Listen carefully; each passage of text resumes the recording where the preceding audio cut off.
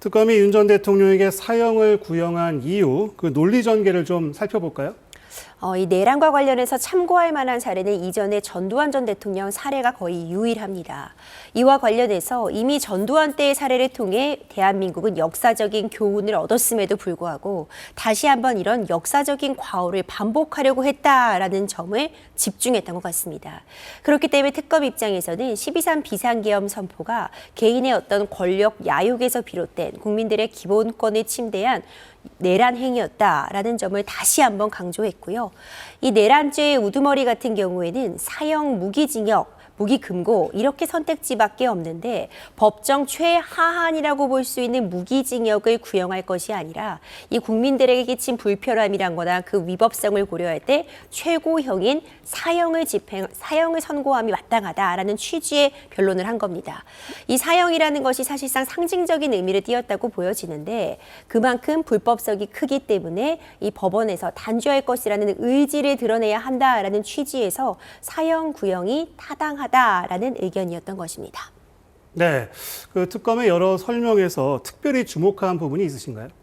이 전두환 전 대통령의 사례가 여러 차례 언급된 부분이 좀 눈에 띕니다. 네. 7번 정도가 언급되었다라고 지금 전해지고 있는데 사실상 내란죄와 관련해서 유의미한 판례가 전두환 전 대통령 때의 사례가 유일합니다.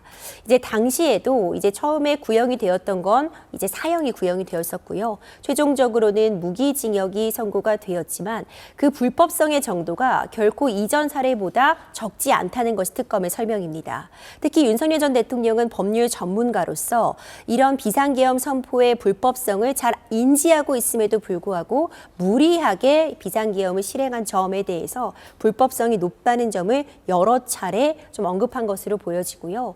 이 사형을 구형함에 있어서 대한민국은 실질적으로 사형 폐지 국가이기 때문에 사형이 집행이 될 가능성은 거의 없습니다. 그럼에도 불구하고 상징적인 의미, 더해서 다른 피고인들과의 구형에 있어서 차등점을 두기 위해 사형이라는 구형을 내린 걸로 보여집니다. 네, 그 말씀하신 그 대목 다시 한번 짚어볼까요? 그 사형의 상징성의 무게를 두는 듯한 대목입니다. 바로. 그렇죠. 그러니까 집행이 될 가능성이 없음에도 불구하고 이 지금 특검에서도 실질 구형을 하겠다. 즉 무리하게 구형을 하기보다는 실제로 선고가 가능한 형량을 구형하겠다는 입장을 밝히고 있음에도 불구하고 네. 실질적인 사형 폐지 국가인 대한민국에서 사형을 구형한 건 상징성을 띱니다. 그만큼 이 비상계엄 선포가 위법한 행위였으면 물론이거니와 국민들의 어떤 이 저항에 의해서 달성되지 못했지만 이 달성되지 못한 것이 윤석열 전 대통령이 스스로 멈춘 것이 아니라 멈춰질 수밖에 없었다는 점에 좀 방점을 띄고 있고 그렇다면 적어도 상징성을 띈 사형을 구형해서라도 법원에서 이에 대한 엄중한 책임을 물어야 된다는 그런 뜻을 내포하고 있습니다. 네. 그리고 윤 전 대통령의 최후 진술이 있었습니다. 정리를 좀 해주세요.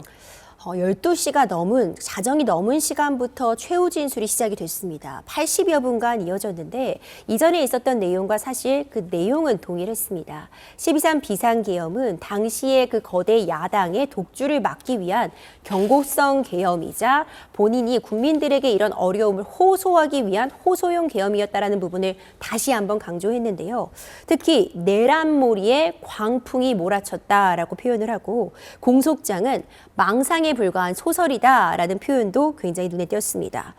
결국 이 맹목적으로 이 내란몰이 광풍에 이미 결론이 나 있는 수사 방식과 재판에 이리저리 휩쓸리는 그런 상황이었다. 이 특검 측의 무리한 수사와 기소를 비판하는 그런 작심 발언을 이어갔는데요. 네. 사실상 이런 부분이 최후 진술에 있어서 적합한 부분인지는 좀 의문이 남는 측면이 있습니다. 양형에 있어서 참작을 받겠다라는 전략보다는 일단 비상계엄의 정당성을 다시 한번 강조하는 내용으로 최후 진술을 꾸려진 것이라 봅니다. 네, 그 최후 진술을 보면 윤 전 대통령이 그 계엄의 그날 밤 혼란을 부하 탓으로 돌리는 듯한 대목도 제법 많은 것 같습니다. 일단 김용현 전 장관에 대해서 김용현 전 장관이 직접 이 국민들에 대한 담화문이나 비상계엄 선포문을 작성해서 갖고 왔다라는 취지의 이야기가 담겨 있었고요.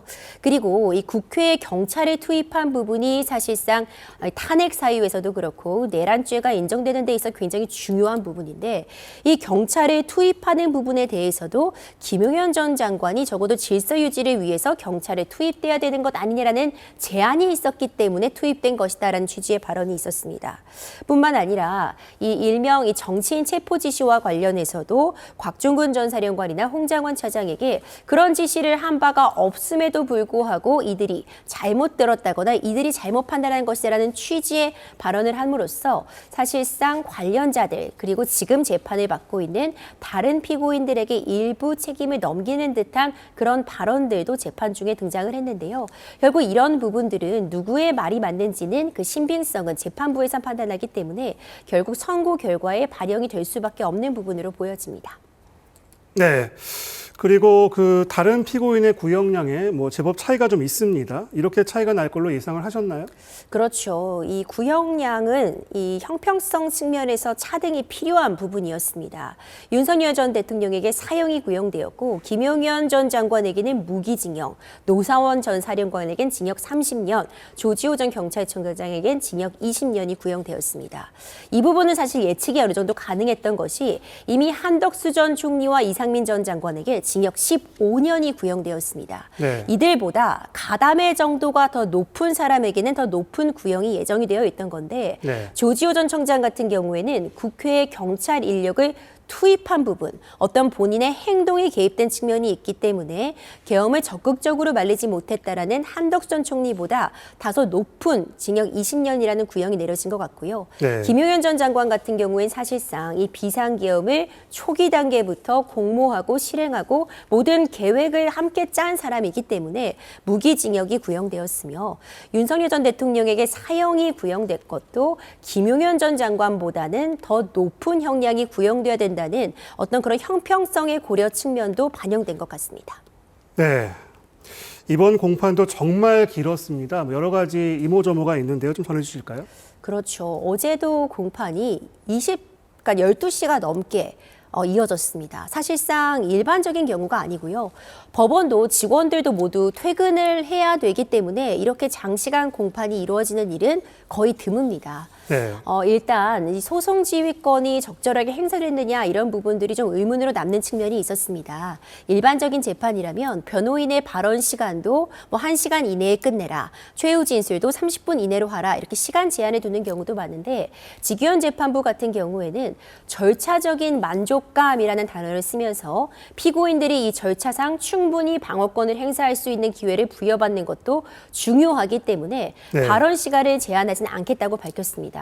그러다 보니 일반적으로 한두 시간이면 끝날 것으로 예측됐던 서증 조사에만 김용현 전 장관도 8시간을 할애했고요. 윤석열 전 대통령도 10시간이 넘는 시간을 할애했습니다. 네. 재판이 특히 막바지에 가서 너무 늘어진다라는 그런 부분을 지적하지 않을 수가 없었는데 어제는 결국 마무리는 되었지만 과연 재판을 제대로 지휘한 것이 맞느냐, 무제한으로 시간을 주는 것이 과연 피고인들 입장에서도 방어권 행사에 도움이 되는 행동이었느냐 이런 네. 부분은 좀 지적을 할 만합니다. 자, 그러면 이제 관심은 1심 선고입니다. 여러 내용이 있는데 재판부가 가장 유심히 들여다볼 부분은 뭐가 될 걸로 보세요? 비상계엄의 목적입니다. 이미 비상계엄 선포 자체가 실체적으로나 절차적으로 흠결이 있었다는 부분은 탄핵 심판에서 확인이 됐습니다. 그와는 별개로 과연 이것이 국헌문란 목적의 내란이었는가, 폭동이었는가는 그 목적에 따라 달라지게 되는데 네. 만약 내란죄로 인정이 된다면 중형을 피할 수 없기 때문에 재판부에서도 이것이 국헌문란 목적의 폭동이었는가를 판단하는 데 중점적으로 노력을 기울이리라고 봅니다. 쟁점은 비슷합니다. 국회에 무력으로 이런 경찰력을 투입한 부분이라던가 국회의원 체포 지시 같은 부분의 불법성이 개인의 어떤 권력을 유지하기 위한 수단이었는가, 목적이었는가 네. 이런 부분들을 관련 증거를 통해서 살펴볼 것이라고 보고요.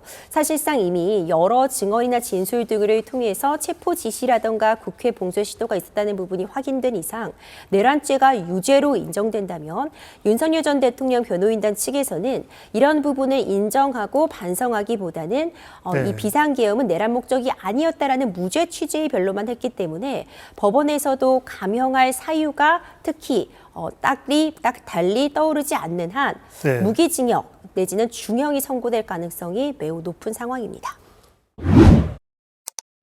특검의 사형 구형에 헛웃음을 보인 윤석열 전 대통령. 방청석에선 웃음과 욕설이 뒤섞여 나왔습니다. 정숙해 주십시오. 이어진 최후 진술. 계엄은 호소용이었고 대통령 권한이라는 주장을 반복했습니다. 망국적인 국회 독재에 이제는 주권자인 국민을 상대로 비상벨 울릴 수밖에 없다고 생각합니다. 어떻게 가만히 있습니까? 1960년대 6.3 항쟁, 1970년대 박정희 전 대통령 서거를 들며 당시보다 심각한 위기 상황이었다고 강조했습니다. 북한의 미사일에 대응하는 것을 집요하게 방해했습니다. 또 이번 계엄은 준비 단계부터 과거와 달랐다고 주장했습니다. 아마 계엄 해제가 짧으면 반나절, 길면 하루 안에 계엄 해제 요구가 될 것이니까 안전을 생각해 출동 병력의 실탄 소지를 금지했고 민간인들과의 충돌 금지 지침에 따라 일부 병력은 오히려 시민들에게 폭행당했다고 말했습니다. 질서 유지는커녕 시민들로부터 폭행당하면서 자리 유지하기도 버거웠고 그러면서 특검이 내란몰이라는 목표로 수사가 아닌 조작과 왜곡을 하고 있다고 주장했습니다. 망상이고 소설이라는 것입니다. 민주당의 호루라기에 맹목적으로 달려들어 물어뜯는 이리떼들의 모습이라는 생각이 듭니다. 윤 전 대통령은 탄핵 심판에서도 비슷한 주장을 반복했는데 앞서 헌법재판소는 이런 계엄 이유를 두고 민주주의에 따라 풀어야 할 정치의 문제라고 판단했습니다. 계엄이 탄핵과 수사로 이어질 줄 몰랐다는 윤 전 대통령은 순진하게 생각했다며 스스로를 바보라고 했습니다. 그러니까 이런 바보가 어떻게 친위 쿠데타를 합니까? 친위 쿠데타 할 정도 되면은 눈치가 빨라야죠. 90분 동안 이어진 최후 진술. 계엄 선포에 대한 반성이나 사과는 없었습니다. KBS 뉴스 김태훈입니다.